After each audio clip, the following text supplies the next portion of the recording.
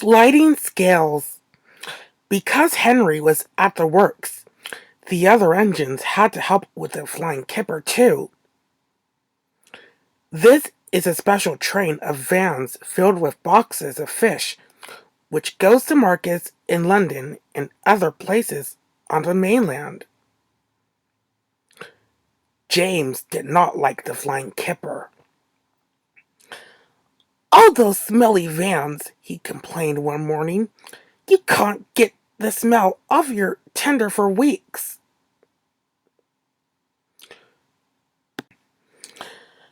"I'm very fond of a good kipper," remarked his driver. "You're welcome to it," retorted James. "A right old misery today, aren't you?" said his fireman.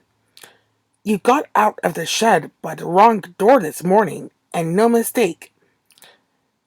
Now get a move on, or the fat controller will give you something to moan about." Groaning horribly on the curves, James went slowly down to the harbor. The vans for the train were already in the shed, while men in aprons worked busily loading them with boxes of fish. "Puh!" said James, wrinkling his nose. James was coupled to the vans. He had not been waiting long when a forklift truck laden with fish boxes rounded the corner and came towards him. Another, hurrying away for a new load, came too fast in the opposite direction. The loaded one swerved to avoid the other one, and its heavy load shifted. 6 full boxes shipped from the top of the pile and burst open on the rails in front of James. James closed his eyes in horror. "Ugh!" he shuddered. Broken fish and boxes lay everywhere. For once, James was right. The smell was not nice. Luckily, there was plenty of time for the men to clear up the mess before James had to leave.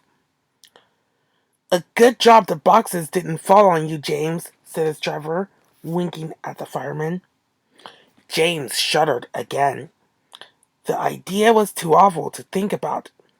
At last, all was ready, and the guard showed his green lamp. "Thank goodness," said James to himself. There was a speed limit at the harbor, so James could not start quickly. The train seemed heavier than usual tonight, too, so when he reached the spot where the fish boxes had burst, he was moving at no more than walking pace. The rail seemed clean, but oil and scales from the spilt fish were still there, coating them with a slippery film. As soon as James reached the place, his driving wheels, with nothing to grip, began to spin helplessly. James did his best, but the heavy vans dragged him to a standstill.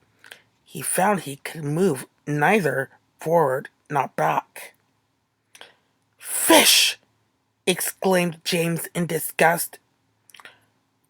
Men brought hoses and washed the rails. James grew very wet and uncomfortable. Then they put sand on the rails in front of each driving wheel, and James was at last able to move his train. He was very late, but at least he was off the fish quay. To say he was glad will be putting it mildly.